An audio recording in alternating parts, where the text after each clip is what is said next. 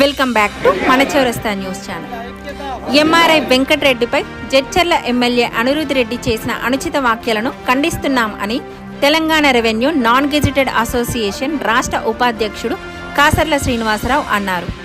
గురువారం Telangana revenue non gazetted association రాష్ట్ర సంఘం పిలుపు మేరకు Telangana revenue non gazetted association Bachannapeta revenue ఉద్యోగులు తహసీల్దారి విశాలాక్షికి వినతిపత్రం అందించి తహసీల్దారి కార్యాలయం ఎదుట నిరసన వ్యక్తం చేశారు.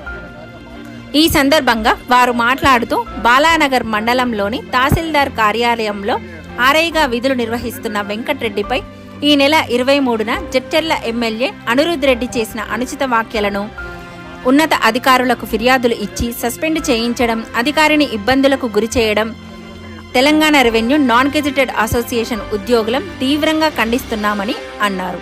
ఈ కార్యక్రమంలో రెవెన్యూ ఉద్యోగులందరూ పాల్గొన్నారు.